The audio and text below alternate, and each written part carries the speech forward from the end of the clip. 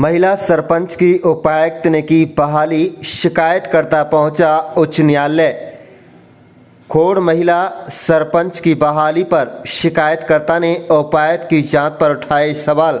महिला सरपंच के बर्खास्त मामले में शिकायतकर्ता ने उपायुक्त से की कार्रवाई की मांग।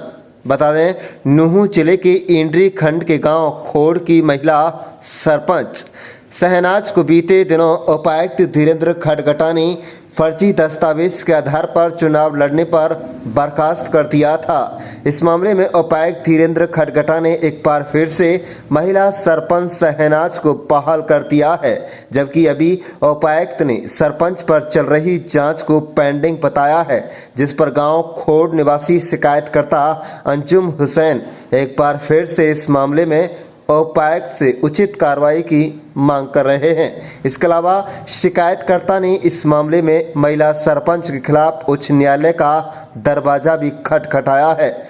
बीते मंगलवार को शिकायतकर्ता अंजुम हुसैन ने कहा कि नवंबर 2022 में गांव में पंचायत चुनाव के दौरान बनी सरपंच शहनाज ने फर्जी दस्तावेज का इस्तेमाल किया था, जिसकी जांच के लिए उन्होंने नूंह उपायुक्त को एक शिकायत दी थी। इस मामले में उपायुक्त ने एक जांच कमेटी का गठन किया, जिसमें नूंह जिला शिक्षा अधिकारी, नूंह एसडीएम के अलावा तहसीलदार को शामिल किया गया था। इस जांच में इस मामले की जांच उच्च 3 अधिकारियों ने निष्पक्ष कर सरपंच के फर्जी दस्तावेज की रिपोर्ट उपायुक्त को सौंपी, जिसके आधार पर उपायुक्त ने महिला सरपंच को दोषी पाए जाने पर सरपंच पद से बर्खास्त कर दिया था, जिस पर महिला सरपंच ने फरीदाबाद मंडलायुक्त का दरवाजा खटखटाया, लेकिन वहां पर भी कोई सुनवाई नहीं हुई। जिसके बाद सरपंच शहनाज ने उच्च न्यायालय का दरवाजा खटखटाया और वहां पर उन्होंने अदालत में कहा कि उनके पक्ष को सुना नहीं गया था, अब उनकी सुनवाई की जाए। इसके बाद अदालत ने इस मामले में उपायुक्त नूंह को दोबारा जांच के आदेश दिए, जिसके बाद अब उपायुक्त नूंह ने जांच को पेंडिंग रखते हुए महिला सरपंच को बहाल कर दिया है। जबकि शिकायतकर्ता अंजुम हुसैन का कहना है कि इस मामले में 3 बार जांच हो चुकी है। तीनों बार की जांच में महिला सरपंच के दस्तावेज फर्जी पाए गए हैं। ऐसे में अब ऐसी क्या बात है कि उपायुक्त ने जांच को पेंडिंग रखते हुए महिला सरपंच को बहाल किया है। इस मामले में सरपंच की फिर से बहाली के खिलाफ शिकायतकर्ता अंजुम हुसैन ने भी उच्च न्यायालय का दरवाजा खटखटाया है। आप देख रहे हैं नूंह से जुबैर अहमद की रिपोर्ट। अभी जो 2022 जो आम चुनाव हुआ था पंचायत का, तो उसमें पंचायत खोड़ से शहनाज वाइफ ऑफ फरमुद्दीन के घर से जो सरपंच बनी थी, उसके जो मार्कशीट जो उसने चुनाव के समय जो दस्तावेज लगाए थे जी, वो हमें आशंका थी कि ये फर्जी हैं। इसके कारण फिर हमने आरटीआई से जो भी उसने पेपर लगाए थे वो सारे दस्तावेज निकलवा के हमने उनकी जांच कराई थी डीसी साहब के माध्यम से। तो उसकी पहली जांच डीडीपीओ ने बीडीपीओ के माध्यम कराई थी। उस जांच में उसको फर्जी पाया गया था।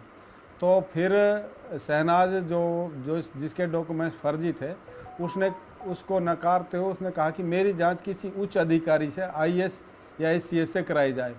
उसके बाद में फिर एसडीएम साहब ने एक कमेटी गठित की थी, जिसमें नायब तहसीलदार थे, ब्लॉक शिक्षा अधिकारी थे और खुद एसडीएम साहब थे। उन लोगों ने एक इसकी जांच करके डीसी साहब को अपनी जांच रिपोर्ट पुटअप करी थी। उस जांच रिपोर्ट में 14/11/2023 को इसको बर्खास्त करके और बहुमत वाले पंच को 4 देने का प्रस्ताव पास किया था। और उसके बाद में 1 महीने बाद में उसमें फिर बहुमत वाले पंच ने चार्ज लेके अपने पंचायत के कार्य आगे बढ़ाए थे। फिर ये लोग कमिश्नर के गए थे अपील में कि हम लोगों को जी सुना नहीं गया।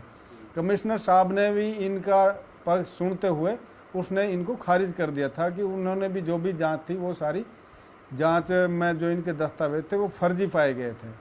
अब लगभग 1 साल के लगभग बहुमत वाला पंच था जिसको कार्यवाहक बना रखा था, वो अपने कार्य कर रहा था पंचायत में। उसके बाद में इन्होंने हाई कोर्ट में याचिका दायर की कि हमको सुना नहीं गया, जबकि उससे पहले इनको 3-3, 4-4 बार शोकास नोटिस देकर सुना गया था, इनसे रिटर्न में ले गए थे, जो कि सारे दस्तावेज ये मेरे पास भी हैं, मैंने जो आरटीआई से लिए हैं। और अब जो हाई कोर्ट से जो आदेश आया था, जो उसमें ये जिक्र किया गया कि इनका पक्ष सुना नहीं गया, इनको दोबारा से सुन के इनकी जांच सबमिट कराई जाए। तो अब दोबारा से उपायुक्त साहब ने कमेटी बना के इनकी जांच कराई थी। मतलब 3 बार पहले हो चुकी थी, अब एक बार फिर जांच हुई थी। उस जांच कमेटी में नायब साहब थे, शिक्षा अधिकारी थे और एसडीएम साहब थे। उन्होंने दोबारा से जांच करी है। मुझे भी मौके पे बुलाया गया और सरपंच की तरफ से वहाँ पे कोई मौके पर आया नहीं था, जबकि उसके पति फरमुद्दीन ही वहाँ पे आए थे जब भी 1-2 बार हमको बुलाया गया। मैंने जबकि उस समय कहा भी था नायब साहब से कि उनको बुलाया जाए, तो उन्होंने कहा ठीक है मैं बुला लूँगा।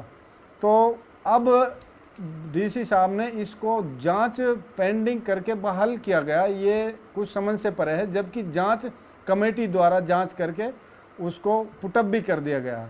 जो मैंने सारे आरटीआई जिस दिन इसको बहाल किया था, उससे दूसरे अगले ही दिन मैंने ये आरटीआई से ये सारे डॉक्यूमेंट लिए हैं और इसमें कमेटी ने जांच कर रखी है।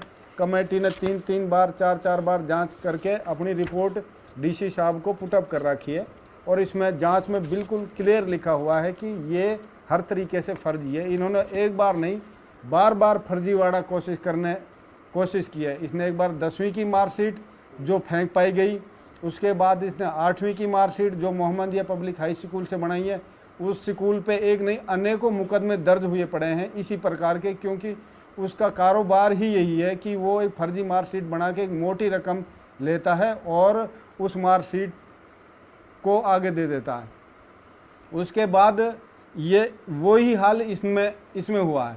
इन्होंने एक हरियाणा ओपन बोर्ड से पेपर दिए थे। उस ओपन बोर्ड जब हरियाणा ओपन बोर्ड से आरटीआई के जरिए डॉक्यूमेंट मांगे गए, जी आपने किस बेस पे 10वीं के पेपर दिए हैं, तो वहाँ पे जो इन्होंने 7वीं की मार्कशीट लगाई थी वो 2019 की है और इन्होंने 8वीं की जो टीसी वहाँ से बनवाई मोहम्मदिया हाई स्कूल से, वो 2012 की बना के दी है। अब आप ये बताओ जी, एक 2019 में 7वीं कर रही है और फिर वो 2012 में जाकर 8वीं कर रही है, जबकि मेरे गांव में ही सीनियर सेकेंडरी स्कूल है, गर्ल्स स्कूल अलग है, सारे स्कूल हैं। और ये जांच में तहसीलदार साहब ने और कमेटी ने सारा इसमें जिक्र कर रखा जी। मैं तो उपायुक्त साहब से वैसे एक यही चीज़ है कि जब आपके पास जांच रिपोर्ट आ चुकी थी कमेटी की, तो आप जांच के बेस पे बहाल करता, अगर आपको बहाली करना था। जांच पेंडिंग लिख के बहाल करना ये कुछ समझ से परे जी। मैं तो यही कहूँगा प्रशासन से भी, उपायुक्त से भी और आप लोगों से भी कि जो भी इसमें जायज़ है वो जायज़ करें। क्यों जी, गांव में झगड़ा फिसाद इन चीज़ों से ही बढ़ता है। सबको पता है जो फर्जी मार्कशीट जिनकी है वो फर्जी तो फर्जी रहेंगी जी, इनको खाली बढ़ाया जा सकता है। बस आप लोगों के माध्यम से मैं उपायुक्त साहब से यही कहूँगा जी, आपके पास जांच रिपोर्ट आ चुकी है तो आप जांच रिपोर्ट को आप दोबारा से देखें और इस तरीक़ा की जो कार्रवाई है जी उस पर रोक लगाई जाए, क्योंकि ये पहले ही फर्जी से काम चालू करा इन लोगों ने। अगर इनको दोबारा चार्ज दिया गया तो फिर फर्जीवाड़ा होगा और फर्जी मार्कशीट से चुनाव लड़ना अवैध है। इनके खिलाफ आईपीसी के तहत 120B 101 अन्य धाराओं के खिलाफ जो धारा बनती है उनके खिलाफ इनको मुकदमा दर्ज किया गया था। जो इसमें आरटीआई से हमने जो लिए थे वो सारे इसमें लगे हुए हैं। इसमें अब से पहले 420, 467, 468, 471 और 120B इनके खिलाफ मुकदमे दर्ज हुए हैं। मेरे तो उपायुक्त साहब से यही मानना है कि इनको दोबारा से बर्खास्त किया जाए और जो इनके खिलाफ जो मुकदमे के आदेश हुए हैं उस आदेश को अमल में लाके इनके खिलाफ कानूनी कार्रवाई की जाए। मैं तो इसके बारे में तो उपायुक्त साहब ही बताएंगे, क्योंकि जब कमेटी द्वारा जांच करके पुटअप कर दी गई थी तो डीसी साहब को जांच पढ़नी थी। अगर डीसी साहब उसमें कुछ शंका थी तो दोबारा करा लेते। अब उन्होंने ये चीज़ लिखी है कि जांच पेंडिंग टू बहाल, ये कुछ समझ से परे जी, ये चीज़ समझ में नहीं आ रही जी। अब मैं तो इसके बारे में ज़्यादा क्या कहूँगा, ये तो उपायुक्त साहब ही बताएंगे। उन्होंने डीसी साहब को जांच पढ़नी थी, अगर डीसी साहब उसमें कुछ शंका थी तो दोबारा करा लेते। अब उन्होंने ये चीज़ लिखी है कि जांच पेंडिंग टू बहाल, ये कुछ समझ से परे जी, ये चीज़ समझ में नहीं आ रही है। अब मैं तो इसके बारे में ज़्यादा क्या कहूँगा, ये तो उपायुक्त साहब ही बताएंगे उन्होंने क्या। अब मैं तो जी यही चाहता हूँ जी, ये फर्जी है, फेंके बिल्कुल 100 के 100%। इसकी एक बार नहीं 4-4 5-5 बार जांच हो चुकी है। इन्होंने जो भी मार्कशीट लगाई हैं, वो चाहे 7वीं की हो या 8वीं की हो या 10वीं की हो, सारी ही मार्कशीटों की जांच हो चुकी है और सारी ही मार्कशीट इसकी फर्जी पाई गई है। जी मैं इस मामले में लेके मैंने हाई कोर्ट का दरवाज़ा खटखटाया है और हाई कोर्ट में इनके एक याचिका दायर हुई है, उसमें इस हफ्ते में आ जाएगा, जिसका डायरी नंबर है जी U-10287642। याचिका दायर करी है जी हाई कोर्ट में। तो क्या उम्मीद है हाई कोर्ट से? मुझे हाई कोर्ट से उम्मीद है कि जी वो निस्वार्थ जो भी जायज़ है वो जायज़ होगा वहाँ पे, और उपायुक्त साहब से भी मुझे ये उम्मीद है कि वो भी जायज़ करें।